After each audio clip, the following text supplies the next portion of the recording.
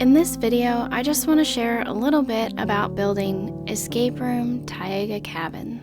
I'm Kiwi of KiwiStars, and Escape Room Taiga Cabin is a Minecraft minigame made by my husband Stars and myself. It was published on the Minecraft Marketplace through Pathway Studios in early 2021. You can download it on your Bedrock version of Minecraft. This game was one of our earliest builds, back when we just made minigames for our small circle of family and friends. I'm pretty sure this house was the first that I built looking at or copying off of building plans.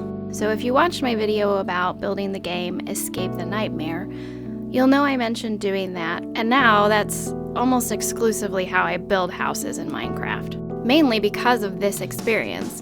This was the first one that I looked up cabin house plans online and then found a layout I liked and attempted to build it out like the plans.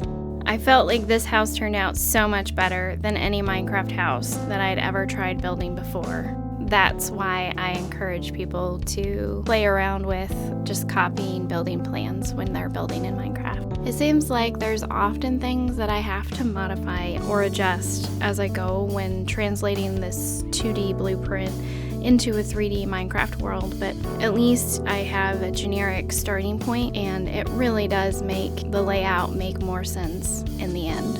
We actually refer to our earlier games before these as spaghetti games because we just kind of built a game in a room and then connected it to other parts of the game by little hallways and more rooms. And so when you looked at it from the outside, it just looked like a bunch of crazy spaghetti, which works perfectly fine if you're containing the player within that spaghetti and they can't see it from the outside.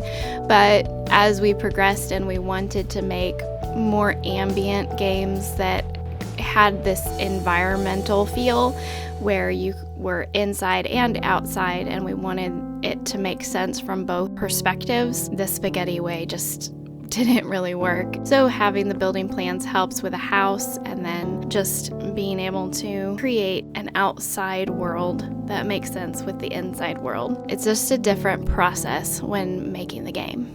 So talking about that perspective, in this game, players are only seeing the surrounding landscape from inside of the cabin until they win an escape, and even then they are quickly teleported back to the lobby so that the reset can happen. So they're never really experiencing the cabin from the outside.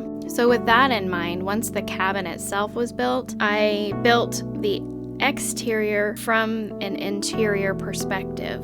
So I would build a little bit in the yard, terraforming and making things make sense from the inside. So I would often go back into the house and just look out the windows and see what I could see from the windows, because that's going to be the player's perspective, and that's really all that matters.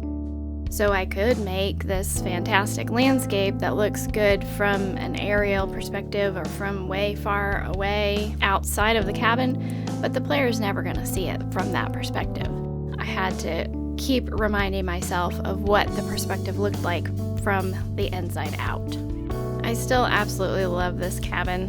One of my favorite parts is the raised beds out in the backyard and the boxwood hedge out front planted up with tulips. I love gardening and plants in real life, so I love adding bits like this in our games when it makes sense to. So Stars created all of the puzzles and the keys for this game. Some of the directional verbiage that he gave me in early conversations was just he wanted a cabin in the woods, he needed an attic, and besides that, he wanted a barn to be seen from a window, preferably the attic window that would have a hayloft, because that was going to be part of one of his puzzles. So beyond that, I was able to just, be creative and add my own theme and flair to it.